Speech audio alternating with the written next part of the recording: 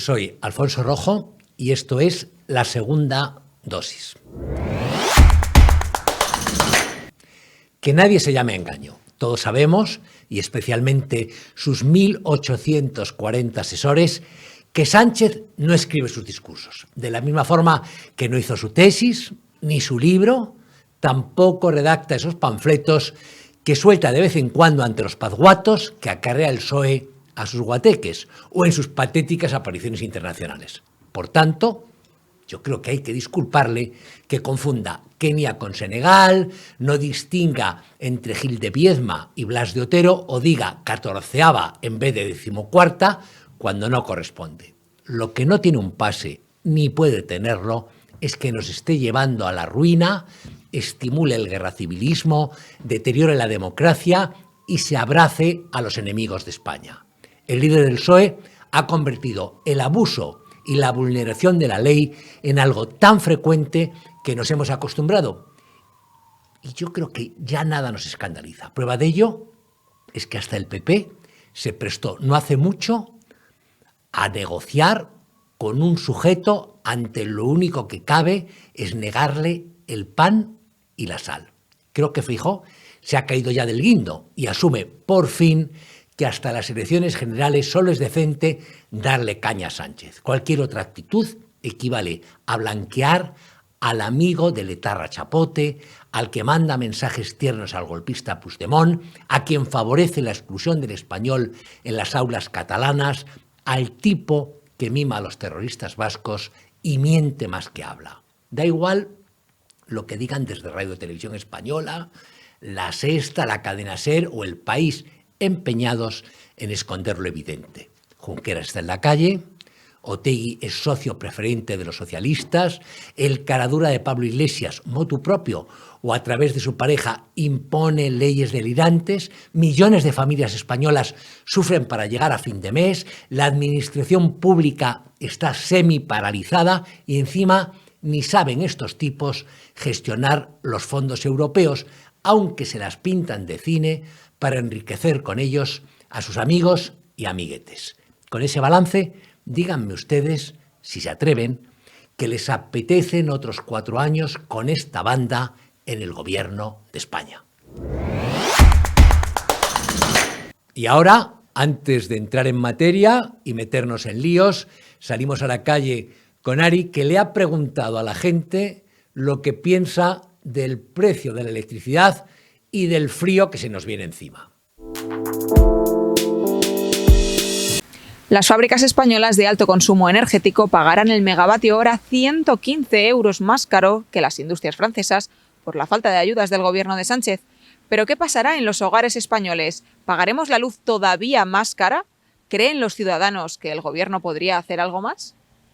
Pues sí, claro que sí. Hombre, claro, yo lo estoy viendo venir. Claro que sí, que la vamos a pagar. Lo estoy viendo venir, que vamos a pagarla.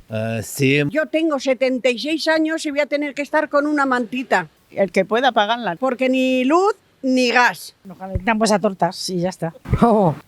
Pas. Pero vamos, sin dudarlo. Todos los precios si se sube 2-3 veces. Pues yo creo que no. Sin dudarlo. Se va a solucionar el asunto del gas. Ahora, yo la rabia que me da que hoy pongo la lavadora, está a un precio muy alto. Difícil no lo están poniendo. España le están metiendo mucho gas a Europa. Y al día siguiente le dejan, digo, leche, ¿qué pasa? Que no sabían que yo lavaba ayer. Si bajan los combustibles, supongo que se repercutirá en los productos alimenticios de las grandes cadenas, que son las que se están llevando toda la pasta. Sí, que no tenemos dinero. Con las pensiones que tenemos no podemos hacer milagros. Porque yo soy de pago y cobro pues muy poco. Pagan la luz a esas cosas, a esos precios. Todo es una vergüenza, de verdad. Que con 19 grados, una casa que tengo grandecita, a Dios gracias, no lo voy a poder poner la calefacción. Yo ya me veo con una mantalía todo el invierno en casa. Ni los alimentos ni nada, porque es una vergüenza cómo está todo. Mantitas de esas que venden ahora por 10 euros, las mantitas. Yo no sé, yo tengo también mis dudas. ¿Por qué suben tanto todo? Las rebecas. Todo lo traen de Ucrania y de Rusia para que nos lo suban todo tanto. Y otra por aquí. Todo depende de esa parte del mundo. Y punto. Yo es que no entiendo mucho, pero Me lo deberían de explicar. Y este invierno, bueno, va a ser, no va más. Y se lo está llevando el gobierno. ¿Cree que el gobierno podría hacer algo más? Hombre, Digo yo que debería, no sé si podrá, pero debería intentarlo, poder hacer algo. Hombre, por supuesto, dentro de un orden. Claro que podían, pero no les da da la gana. Sobre todo por los pobres, Pero son 200 gobiernos que cada uno opina de una manera. que no podemos, como ellos pueden, ellos pueden. eso está más claro que agua. Pero mira, no tienen vergüenza. Como extranjera, venir a España y si me gusta, vivo aquí. Si no me gusta, me voy. Los almacenistas se están forrando, se están poniendo las botas. Menos ministros, menos ayudantes. Entonces uno no puede hacer nada sin consultar con los otros. El día que no podamos un cacho de pan, si es que hay pan, y si no, pues nada. Pero hay que recaudar también, Ni agua ya, porque no sabemos el recibo, también como. que eso de no pagar impuestos no está bien. Porque no cuesta la misma ahora que luego a las 8 de la noche en la luz, no tiene el mismo precio. Y todo el dinero que sobra para gente necesitada. ¿Por qué la tenemos que pagar a una hora un precio, a otra otro y así? Coger dinero de los impuestos para poder darle a las gentes que menos tienen. Y para la luz, O sea que luego te levantas a las 12 de la noche o las 4 de la mañana, que es más barato, ¿no? Y pasas la aspiradora. Que nos arreglen la vida, que somos muy mayores. No sé si lo echaréis o no lo echaréis, pero vergüenza no tiene ninguna el gobierno. Tenemos también hoy con nosotros a un fijo, a un habitual, al policía más sancionado de España por decir lo que piensa y pensar lo que dice, Alfredo Perdiguero. ¿Cómo estás, Alfredo? Alfonso, un abrazo muy bien, como siempre, librando hoy el día de hoy, así que estupendamente en casa.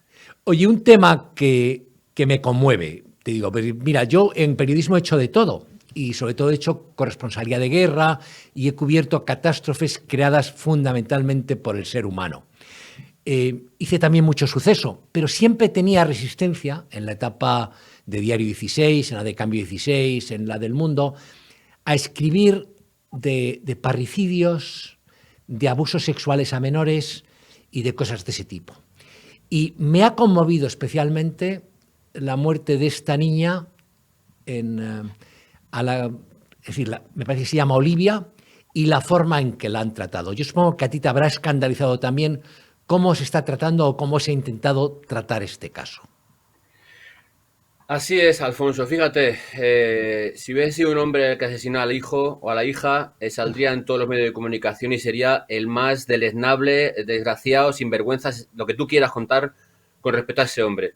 Y siempre hemos defendido, y sabes que hemos defendido que cualquier persona que la hace de pagarla, sea hombre o mujer, pero este gobierno tan socialista y esto malentendido tan progresistas, en el cual evidentemente califican lo que quieren, como quieren y de la forma que quieren, a los que nos salimos del talibanismo, del pensamiento único, como tú bien dices, nos sancionan, pero no por eso van a hacer que nos callemos. Tenemos claro ejemplo en mí y en tu propia persona. Pero mira, cuando he visto el día de ayer y hoy cómo una mujer asesina a su hija de 6 años, es decir, un filicidio según el Código Penal, y que vemos cómo hay periodistas progres, calificadas progres o denominadas progres, en el cual califican de suicidio continuado o califican de homicidio por compasión un asesinato de una hija por parte de una mujer, a mí se me rasgan las vestiduras, Alfonso. No lo puedo evitar. Es tan vergonzoso, tan asqueroso, tan repugnante que no sean capaces de condenar a una individua, como quieras calificarla, pues no tiene nombre, que mata a su hija de 6 años después de 20 denuncias falsas interpuestas con su expareja, el padre de la niña, en el cual, como contaba el hombre, con toda su pena, que a partir de que puso la primera demanda de divorcio, al día siguiente justo le puso la primera denuncia de malos tratos y fue detenido después de dejar a su hija en la guardería. 20 denuncias que no hay en ningún lado, y que el día que le dan la custodia de la niña, el viernes que le dan la custodia de la niña, pero que en el convenio regulador ponía que ese puente debía dejárselo a la madre de la niña, él, siempre aludiendo que debía tener igual padre que madre, es decir, sin ser sectario, como son algunas de estas gentes que se autodenominan feministas, dijo que evidentemente la madre tenía que ser igual que el padre y la niña tenía que estar educada igual que la madre por el padre. Pues vemos cómo esta gente son capaces y tienen poca vergüenza. Yo digo periolistos, Alfonso, pero yo creo que son periotontos, porque desde luego son unos sinvergüenzas. Y el código ético del periodismo debería aplicárseles para que de una puñetera vez se quiten complejos califiquen las cosas como son y digan cómo son. Pero es que voy más allá, Alfonso, si me permites. No, pero mira. perdóname una cosa, Alfredo, el problema que hay con ese tipo de periodismo es que beben las fuentes. No es solo que sea dependiente, porque sabes que en el periodismo nacional, que pasa por momentos muy bajos, en mi opinión, el estar en cierta órbita política te acarrea inmediatamente ventajas pequeñitas, porque son de miseria, pues una tertulia, una subvención, una pequeña campaña publicitaria. Viven del ministerio. Es decir, correcto, si la ministra del ramo, que tan ágil es en Twitter para cualquier cosa, es incapaz de pronunciarse sobre este tema o se pone de perfil, yo entiendo que los periodistas o las periodistas lo hagan también. Es decir, porque, bueno, al fin de cuentas son subalternos de ese poder, ¿eh? Pero fíjate, Alfonso, me he ido más allá, me he ido a las fuentes. Es decir, me he ido al Instituto Nacional de Estadística, es decir, entidad del Gobierno de España, ¿vale? En el cual, evidentemente, coteja y aglutina todos los datos. Te voy a contar, Alfonso Rojo, para que lo sepas igual tú que todos los espectadores, entre 2013 y 2020 hay, entre 0 y 14 años, 119 víctimas menores de 14 años, ¿vale? Según el portal Biogen, 45, el agresor es hombre, ¿vale, Alfonso? Bien. 74 víctimas, casualmente, Alfonso, casualmente desaparecen los datos del agresor de estos niños, ¿vale? Tú fíjate qué radicalismo y qué sectarismo. Es decir, a un niño le mata a su padre o su madre. No hay más para ser filicidio, ¿vale? Entonces, lo que hablamos es que entre el 2013 y 2020 hay 74 niños menores de 14 años asesinados por su padre o su madre, ¿vale? En el cual no figuran quién es el agresor. Sí, lo del hombre, 45 hombres, pero las otras 74 víctimas no sabemos quiénes son los agresores. Echa la cuenta tú y opina como cualquier ciudadano. Si no es el hombre, ¿quién es? Ah, pero eso no es bueno. Eso no les viene bien para su mensaje. Eso no le viene bien al Ministerio de Igualdad para decir que, evidentemente, las mujeres son las perjudicadas. Y cuando vemos radicalmente cómo se condena o no, en virtud de quién sea el asesino, señora ministra de Igualdad, no hay víctimas de primera, segunda, tercera, como usted quiere. No, todas son víctimas iguales. Todas hay que calificarlas iguales, dando igual quién sea el agresor, quién sea el asesino o la nacionalidad del que lo sea. Pero tenemos, por desgracia, este sectarismo metido en el gobierno, en el cual, como tú has dicho, Alfonso, no son capaces de condenar,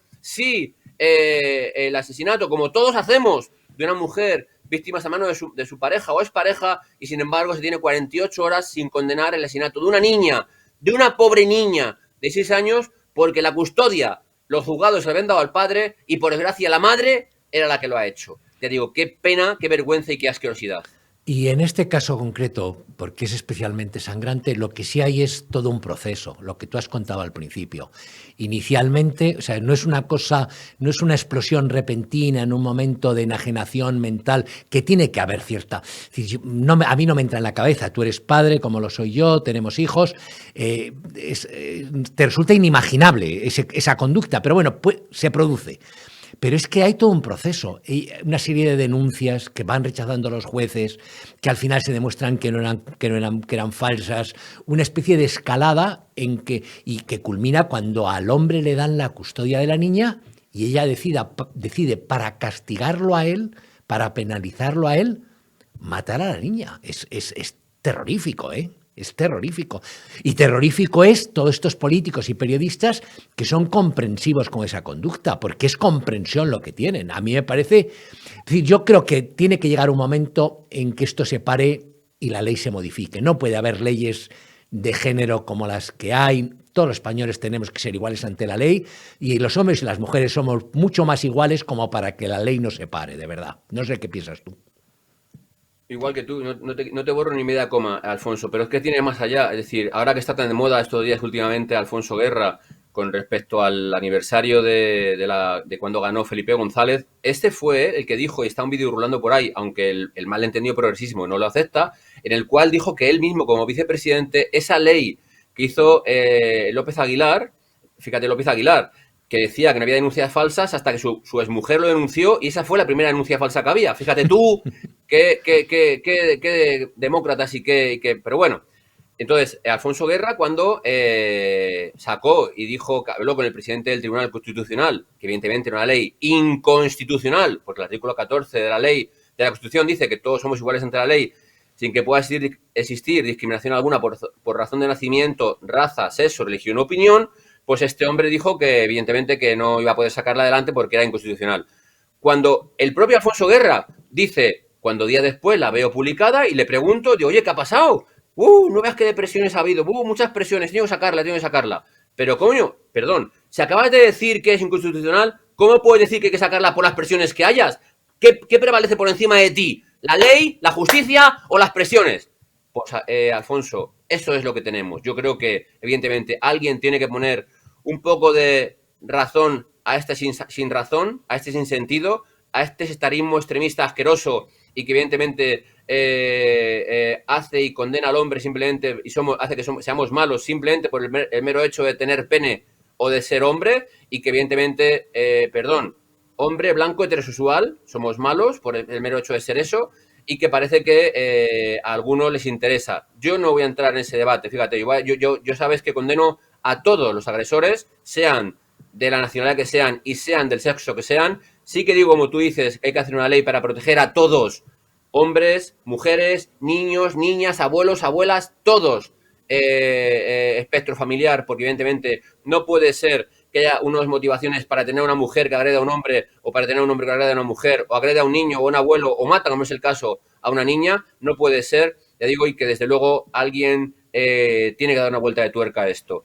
Qué pena que, como tú has dicho, todos los que tenemos hijos y sabemos lo que sufrimos y sabemos lo que padecemos y sabemos lo que nos cuesta sacar adelante. Yo pensaba estos días que si fuese mi hija, por desgracia, espero que no pase nunca ni por aproximación, la pena que ese hombre trasladó estos días en televisión, la pena que ese hombre, ese padre ha trasladado estos días en televisión, esa prudencia al decirlo, alguien tiene que hacérselo mirar, Alfonso, porque desde luego es mucho más gravoso que todo eso. Pues muchísimas gracias, Alfredo Perdiguero, y no hay mal, como dice el refrán, que 100 años dure, o sea que yo confío en que esto pase. Muchas gracias y hasta la próxima semana. Un abrazo muy fuerte y gracias, Alfonso Rojo. Y ahora tenemos con nosotros a un personaje muy especial, un humanista, José Rosiñol. ¿Cómo estás, José? Yo muy bien. ¿Cómo estás tú, hombre? Pues personalmente bien, siempre he sido muy feliz y sigo siendo feliz, pero estoy como tú, preocupado por este país nuestro que es España. Te quería preguntar por un tema que quizá conoces mejor que yo. ¿Es cierto lo que dice en su carta Puigdemont? O sea, ¿tú crees que es cierto que ha recibido emisarios del PSOE que le han propuesto una salida, no dijo la palabra dulce, no recuerdo, pero ni honorable, pero una salida ventajosa para él, con indulto, con cambio en el código, y que es un tema del que está muy al tanto Pedro Sánchez? ¿Tú crees que es verdad esa versión? Bueno, es mucho más que probable, Alfonso, porque al final, si te das cuenta, el escenario que se está dibujando en Cataluña es esa especie de falsa desinflamación, ¿sabes? Esa forma de bajar la tensión por rédito electoral y político para Sánchez. Y uno de los escollos que tiene para este plan, de que yo lo veo de aquí hasta elecciones generales y veremos después lo que ocurre, uno de los escollos es Puigdemont, por supuesto, porque este señor, aparte de que está enloquecido, su perfil psicológico habría para hacerle un buen estudio, él necesita notoriedad para su propio modus vivendi y modus operandi, el de Puigdemont. Con lo cual, ¿qué está ocurriendo desde mi punto de vista? Es que efectivamente es muy probable que hayan emisarios que le digan a este personaje de que venga para acá, que no pasa nada, que indulto, secesión y lo que haga falta, vamos. O sea, si este señor viene para acá, para nuestro país, inmediatamente habrá una punta de interés mediático, pero que bajará exponencialmente y se convertirá en la nada existencial, porque ya los medios de comunicación nacionales y catalanes, como bien sabes, hallarán lo suficiente como para callarlo y dejarlo en el ostracismo, que es el objetivo fundamental. Y yo, ya sabes que este personaje me parece una cosa deleznable, pero estratégicamente lo que hace Puigdemont para sus intereses propios es lo adecuado, de no dejarse engatusar por los trileros del gobierno Sánchez. Mira, un tema que a mí no me inquieta, pero por lo menos me produce curiosidad, es cómo es posible que se hayan sumado a este delirio del independentismo catalán, del nacionalismo identitario, de la represión del niño en la escuela que no quiere o que quiere también estudiar en español. ¿Cómo se han sumado a esto gente que, por lo menos en apariencia o en teoría, es culta, es preparada, es de bandera, que en otros campos es hasta excelsa? Y te voy a poner un ejemplo. Pilar Rahola, tú lees el libro que tiene sobre el Islam y es para quitarse el sombrero, lo bien hecho que está, lo bien que analiza. Es, por ejemplo, es una mujer viajada. Yo he discutido mucho con ella y la he puesto muchas veces a caer de un burro, pero es una mujer viajada, con idiomas, cosmopolita, y termina en lo más rancio, lo más cateto, lo más antisocial, que es todo este movimiento. ¿Cómo es posible? Pep Guardiola, entrenador eminente, un futbolista de pro, y tú escuchas, o escuchabas, porque ahora no se pronuncian muchos de ellos. En el mundo del periodismo no hay mucha gente eminente, pero también algunas de las eminencias están en ese terreno. ¿Cómo es posible que se haya producido esto? Realmente es un fenómeno sociológico muy interesante. Y hay una obra, un libro de un autor alemán que se llama Hefner, que se llama Historia de un alemán. Yo lo recomiendo mucho, además no es un libro, digamos, muy denso, es muy biográfico y narra su vida. Hefner, respondo a tu pregunta, no me voy a ir, pero creo que ilustra muy bien. Hefner es de una familia prusiana, de la alta administración prusiana, o sea que no tiene ningún tipo de problema, y narra su vida desde mediados de la Primera Guerra Mundial hasta 1933. Entonces, explica cómo una sociedad culta, avanzada, de las más avanzadas del mundo en aquel entonces, va asumiendo según qué marcos mentales que propician lo que pueden llegar a propiciar, ¿no? Es muy interesante porque se acaba en 33. Entonces, volviendo al concreto de lo nuestro, ese cambio sociológico del marco mental de personas preparadas nos dice una cosa, que estamos frente a un escenario que está condicionado primero por el factor emocional, es muy emocional y es casi religioso. Es decir, tú no puedes negar que no existe Dios y por tanto no puedes negar que no existe la nación catalana. A partir se hace un constructo ahí muy perverso basado en concepciones de relativismo lingüístico, es decir, que la lengua determina tu ser, tu identidad y tu cosmovisión, con lo cual hay como esferas, ¿sabes?, que no son permeables de parte de la sociedad. Si tú te crees esto, si coges ese marco mental, tienes esta situación donde hay personas muy preparadas que la religión está muy por encima de lo racional.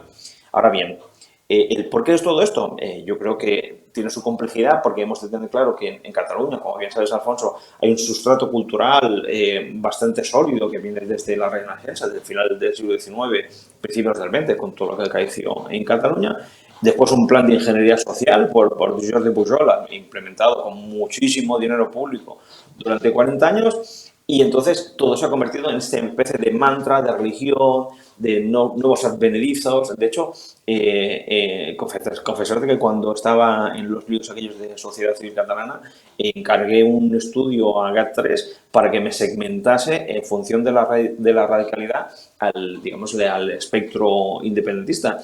Y curiosamente se daban fenómenos que no suelen ocurrir, que era que, como por ejemplo, los más radicales eran los más mayores y no los más jóvenes. Con lo cual, yo creo que algún día habría que hacer un estudio sociológico y desde psicología de masas, a ver cómo es posible que este salto cuántico que hubo desde el 2004 hasta los hechos de 2017. Pero efectivamente, yo creo que lo principal, lo radical, para entender lo que estamos ocurriendo en Cataluña es que es un factor muy emocional, muy simbólico, muy sentimental y que eso se adereza con una especie de estructura narrativa muy parecida a una religión. Y se ha incrementado de 2017 para acá, es decir, los 4 años Sánchez, infectos, en mi opinión, en muchos campos, no solo este. ¿Se ha incrementado, se ha atenuado, se ha desilusionado la gente? Claro, esto, porque dicen las encuestas y las sensaciones que tengo yo personalmente, si juntas los objetivos, los más o menos objetivos, nos dice lo que hay mucho es hastío, cansancio, frustración, ganas de que le hablen de otra cosa, ¿sabes? Es cierto que todo ha bajado el suflé de tensión, porque era lo lógico que ocurriese, pero sobre todo de hastío. Se ve claramente en el nivel de participación de las últimas elecciones autonómicas en Cataluña, que pasamos de un 81-82% en 2017 a las últimas son 53%.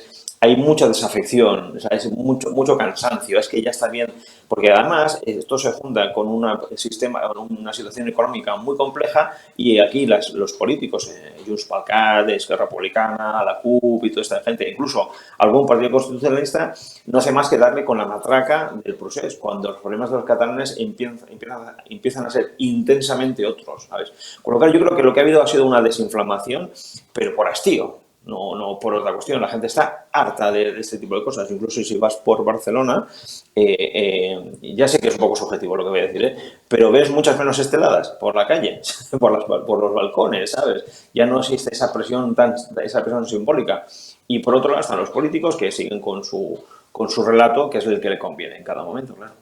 La situación económica, supongo, o el factor económico habrá influido. Es decir, yo no sé si es verdad, aquí en Madrid se estimula mucho, te lo digo aquí en Madrid porque te hablo desde Madrid, se estimula, se vende mucho esa idea de Madrid triunfante, Madrid hacia arriba y Barcelona hacia abajo, las cosas como son, con excepciones. Te encuentras la hija de Bestringe diciendo que hay que copiar a Cataluña de Colau y que Madrid es una castaña donde no hay árboles, donde construyeron el Bernabéu en mitad de un barrio, y todo mentira, porque el Bernabéu, no sé si sabes, que se hizo en un edial, no había nada de nuevos ministerios hacia arriba, pero bueno, y aquí hay árboles, hay árboles que parecen la Amazonia, Madrid, pero bueno, con todas las excepciones, hay una sensación muy madrileña de que Madrid va bien y Barcelona va mal. Yo no sé si esta sensación es compartida o se sigue pensando que aquello y el paraíso son prácticamente el mismo sitio.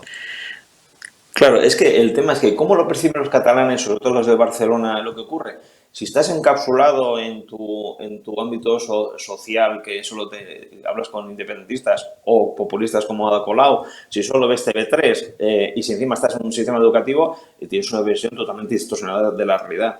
Lamentablemente, lo que está ocurriendo es que Cataluña, sobre todo Barcelona, está cayendo en picado, se ve en la inversión extranjera, que es casi directamente proporcional lo que gana Madrid con lo que pierde Cataluña.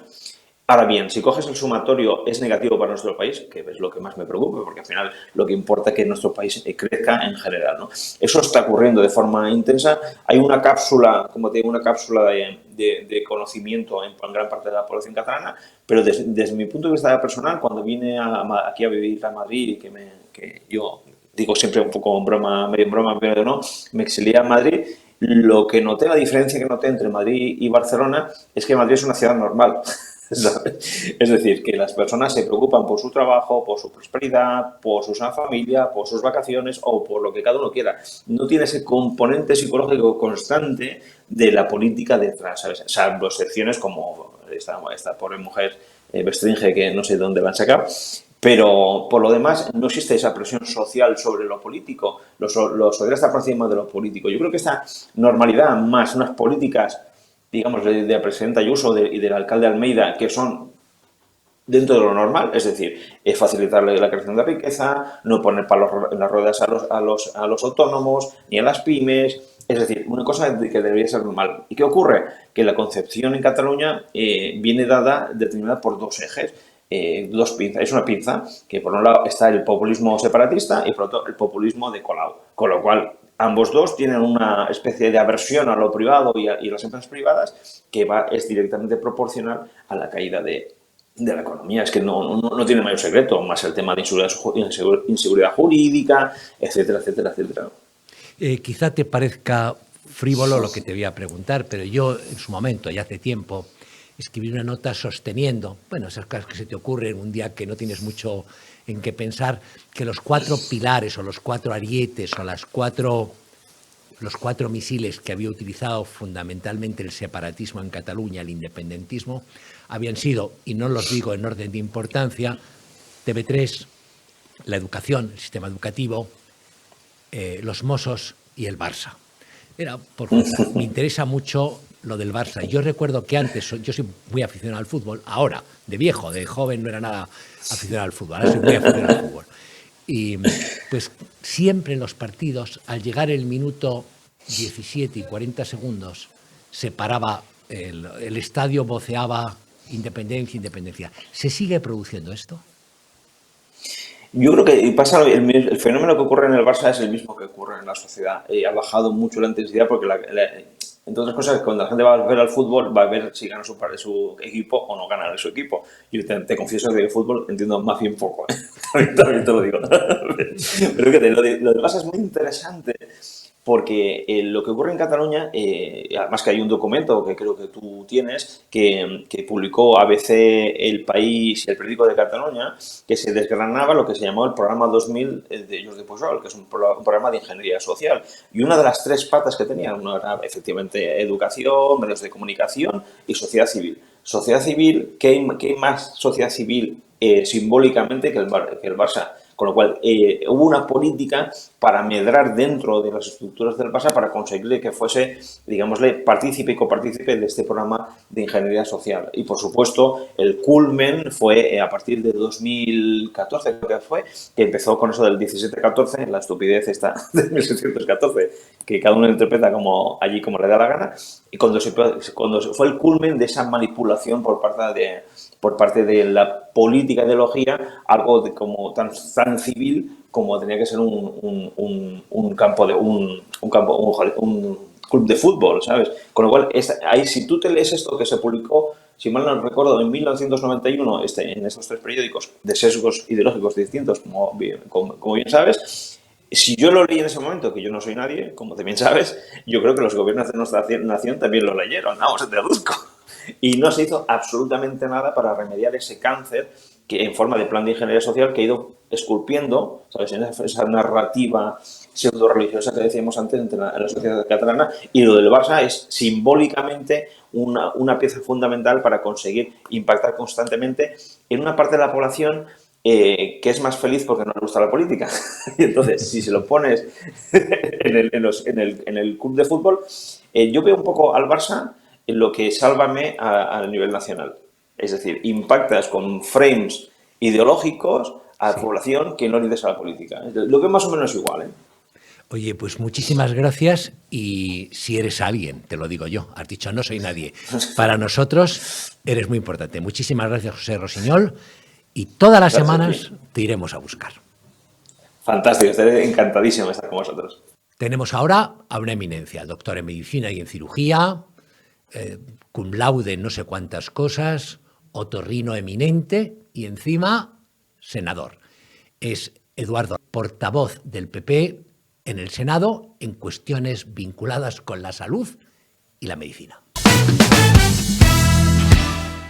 Y seguimos con nuestros invitados, como hacemos habitualmente, y hoy tenemos que hablar en concreto de sanidad, y para ello tenemos con nosotros a un diputado del Partido Popular, que además es el portavoz en la Comisión de Sanidad en el Senado, es Eduardo Raboso, y ya le tenemos al otro lado de la línea. Buenas tardes, Eduardo, ¿qué tal? Hola, buenas tardes, encantado.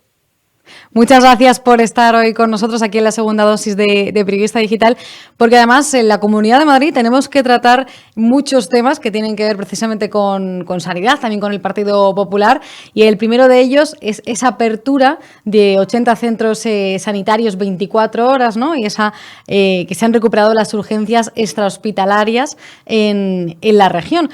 Cuéntanos, Eduardo, ¿en qué ha consistido exactamente esta medida llevada a cabo por el PP en la comunidad?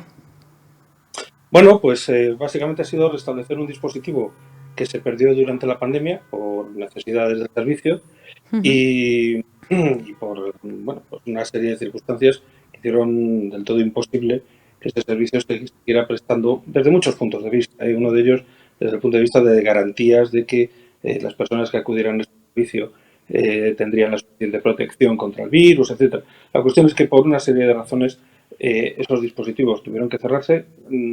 El reabrirlos ha encontrado numerosas dificultades por causas completamente ajenas a los deseos de la Consejería del Gobierno de Madrid, pero al final se han conseguido superar y se ha elaborado pues un esquema de funcionamiento que permitirá la apertura de 80 centros de salud 24 horas al día para prestar servicio a los ciudadanos con la idea de que los servicios de urgencias ofrezcan dispositivos próximos a la ciudadanía en toda, en toda la geometría, por así decirlo, de la Comunidad de Madrid.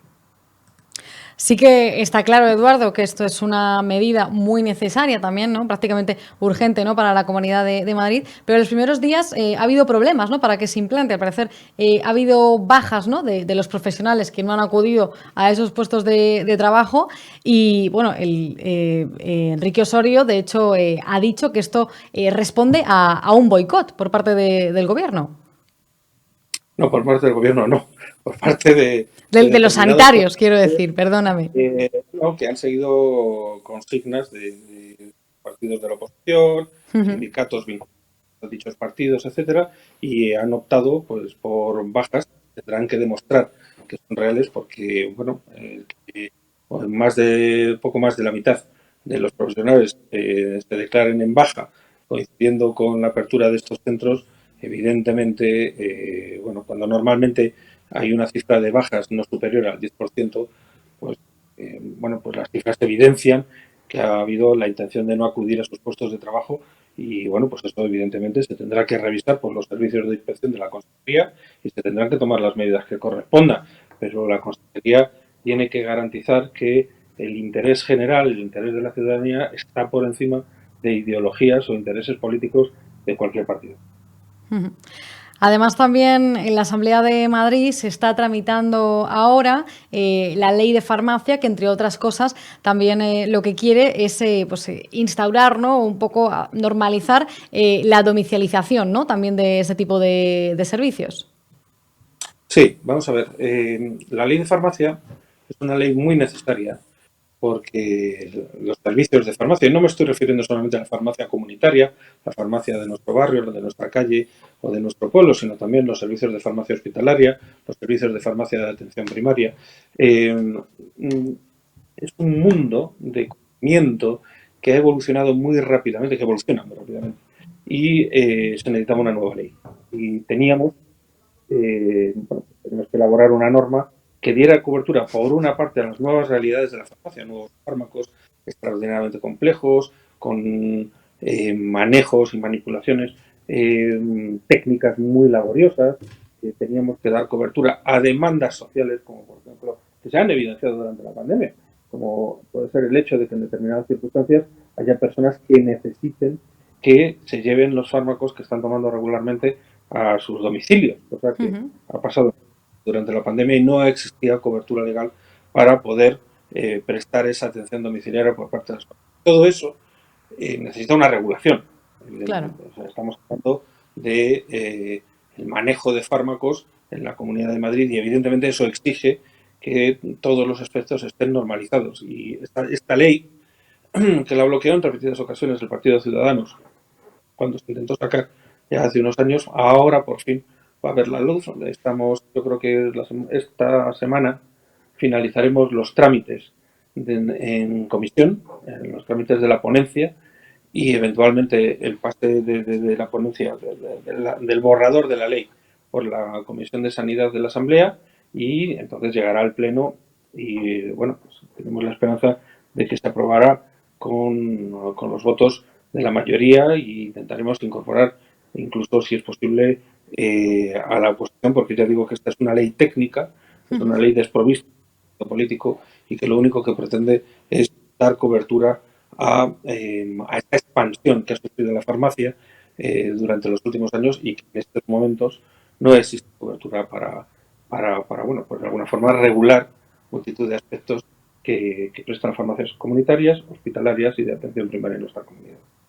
Hablar de sanidad también, pues irremediablemente nos lleva a hablar de la ley trans, de esa ley que, bueno, que el Ministerio de Igualdad, que desde Podemos están negociando para sacar adelante con el gobierno de Pedro Sánchez.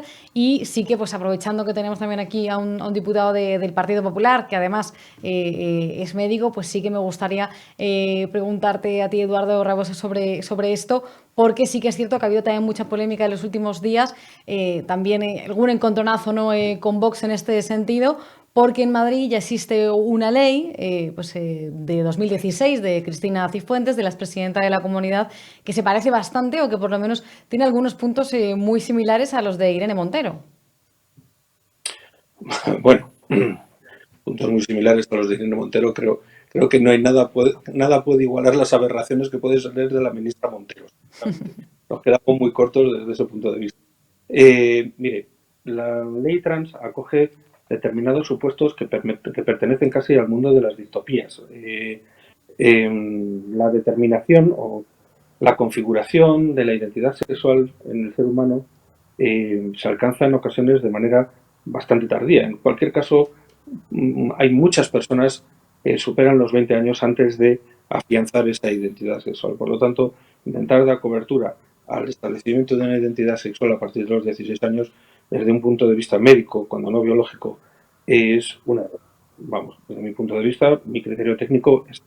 Luego, además, es una cuestión que colisiona, desde mi punto de vista, con bases muy sólidas de nuestra estructura social. Y no entiendo la necesidad, bajo ningún concepto, entiendo que muchos colectivos se hayan sentido ofendidos y agraviados por esta ley, y a mí me parece que es una aberración más de un ministerio que su único valor es ofrecer una labor desinteresada a aquellas personas que elaboran memes, chistes y chirigotas, sinceramente. Otra cosa, para mi gusto, no tiene ningún valor, por supuesto.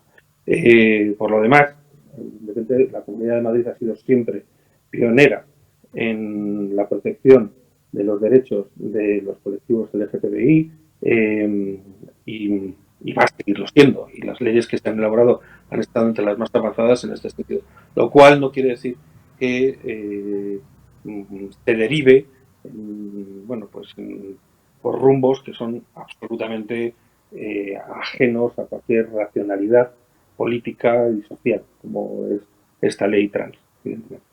Sí que es verdad que esa ley de Cristina Cifuentes en primer momento buscó ser pionera, ¿no?, en cuanto a la defensa de los derechos LGTBI en la Comunidad de Madrid, pero tiene algunos artículos que sí que reconocen el derecho a la autodeterminación de género. También se refiere a que no hacen falta informes médicos en algunos casos para certificar esa autodeterminación de género. También habla del interés superior del menor cuando hay no se ponen de acuerdo entre el menor y el derecho de los padres, ¿no?, a decidir en este sentido. Y el propio presidente del PP, Alberto Núñez Feijóo, ha dicho que no estaba de acuerdo tampoco con muchas de estas leyes, y la presidenta de la Comunidad, Isabel Díaz Ayuso, se ha abierto en parte a derogarlas o al menos a cambiarlas. Lo que no se sabe es cuándo.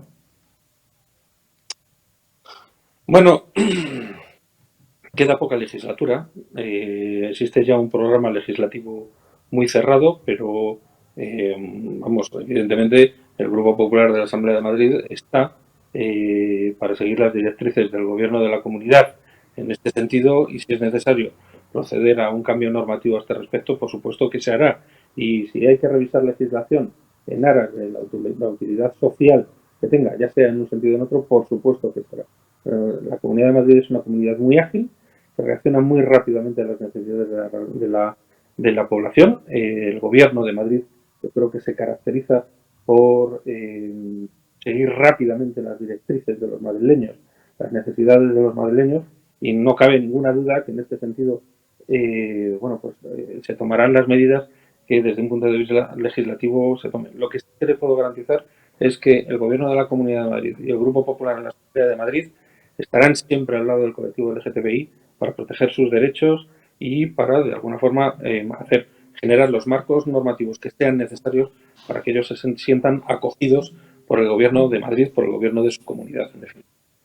Sí que si hablamos de sanidad también tenemos que hablar de las listas de espera. Yo he visto lo que ha ocurrido, pues ocurrió hace unos días, ¿no?, con la oposición, que te criticó mucho, Eduardo, por defender que sí que hay listas de espera en la Comunidad de Madrid, pero que sin embargo en otras comunidades son mucho peores. A mí también me gustaría que pudieras utilizar pues este juego que tenemos aquí para defenderte, ¿no?, de esas críticas de la izquierda y esa persecución que parece que han emprendido contra ti por este motivo. Bueno, sí. Tengo que decir en primer lugar que la persecución me inquieta cero, porque en definitiva... Esa es la actitud que hay que tener. Exacto. Entonces, si decimos que la Comunidad de Madrid tiene, en la actualidad creo que son 71 días de demora media, ojo, 71 días de demora media, que esto no significa que un paciente con un cáncer espere 71 días. Es decir, los pacientes que tienen una fractura de cadera, los pacientes que tienen un cáncer, que tienen una obstrucción intestinal, pues se operan con la inmediatez que el caso requiera. O sea, todos aquellos pacientes que si no se operan pueden perder un órgano, pueden perder la vida, y que decir tiene que la Comunidad de Madrid reciban una atención inmediata y los servicios de salud pública, de medicina pública de Madrid se adaptan a las necesidades del paciente y no a las. Porque también es evidente que hay determinados pacientes que se pueden operar de una desviación del tabique nasal o de unos juanetes que a lo mejor tienen que esperar un poco más de tiempo, pero el promedio es ese. Están ahora mismo, si no recuerdo mal, 71 días. Con respecto a eso, tengo que decir que, por ejemplo, en Inglaterra el promedio son 93 días, con un sistema de sanidad que es el orgullo de todos los ingleses, como el sistema de sanidad de Madrid es el orgullo de los madrileños. Pero les sacamos 20 días de lista de espera. Tenemos 22 días menos que el promedio en todo el Reino Unido. Pero es que la verdad es que resulta muy gracioso, ¿no? Algunos de los partidos de la oposición que gobiernan en otras comunidades tienen hasta 180 y tantos días de lista de espera, como es por ejemplo Aragón. Claro, yo se los dije en la asamblea, mire, hay que tener muy poca vergüenza para venir aquí a pedir cuentas a la Comunidad de Madrid, que es la comunidad con las mejores listas de espera después del País Vasco, que recordemos que tiene un concierto económico muy especial, que ya quisiéramos nosotros que lo tenerlo para Madrid. Bien, pues tan solo nos gana el País Vasco. Del resto de las comunidades, la comunidad con mejores listas de espera es la Comunidad de Madrid. Pero es que además, la crítica que recibimos en la Asamblea por la lista de espera viene por parte de partidos que allá donde gobiernan tienen listas de espera que son verdaderamente catastróficas y que yo tilde de africanas, porque es que no se puede decir de otra forma, ¿sabes? Entonces, es que yo se lo dije, digo, mire, a mí me parece muy bien que citen ustedes aquí al consejero a que aparezca para explicar cómo gestionamos la lista de espera, a ver si aprenden ustedes de alguna vez. ¿Me explico? Porque es que de verdad que es absolutamente incomprensible y quiere muy poca vergüenza, desde luego, el criticar las listas de espera en la Comunidad de Madrid, cuando son, ya digo, después del País Vasco, que tiene su concierto económico que le permite hacer muchas cosas que, ya digo, que ya quisiera la Comunidad de Madrid disfrutar de ese concierto económico, después de ese País Vasco, la mejor de todas las comunidades es Madrid. Y además se lo dije. A ellos digo, mire, yo no conozco absolutamente a ninguna persona en la Comunidad de Madrid que se haya ido a otra comunidad autonómica, ni porque las listas de espera en otra comunidad autonómica sean más cortas, ni porque los servicios sanitarios en otras comunidades autonómicas sean mejores que en Madrid bajo ningún concepto. Y sí que conozco muchos casos al contrario. Así pues, mire, la realidad es muy tozuda. La izquierda podrá decir lo que quiera. Si es que, sinceramente, es completamente carente de importancia. La realidad es la que es y las cifras son las que son. Y ya está. No hay mucho más que comentar. Madrid tiene unas cifras de lista de espera de las cuales podemos estar orgullosos, que se gestionan día a día por miles de profesionales de forma casi obsesiva, podría decirlo, y de forma muy eficaz. Muchísimas las personas que trabajan en las listas de espera y de verdad que se lleva las demoras de los pacientes, el plazo de un tiempo que tardan desde que un paciente se diagnostica y se programa para intervención hasta que se opera, se lleva de una forma además absolutamente personalizada y en contacto directo con el paciente. Por tanto, mire, yo creo que no hay ningún motivo de queja. Yo creo que además no existe una alarma social en Madrid por las listas de espera en este momento bajo ningún concepto, luego por las listas de espera quirúrgica no. Y yo creo que es un debate de político completamente vacío, cuya única orientación es, atizar, por así decirlo, agitar a la población, induciendo falsas alarmas donde no tiene por qué haberlas. Pues muchísimas gracias, Eduardo Raboso, diputado del PP y también portavoz en la Comisión de Sanidad en el Senado, por estar en la segunda dosis de Periodista Digital. Y bueno, te esperamos en otra ocasión. Muchas gracias. Claro que sí, cuando queráis. Gracias a vosotros. Adiós. Adiós. Bueno, esto ha sido todo por hoy.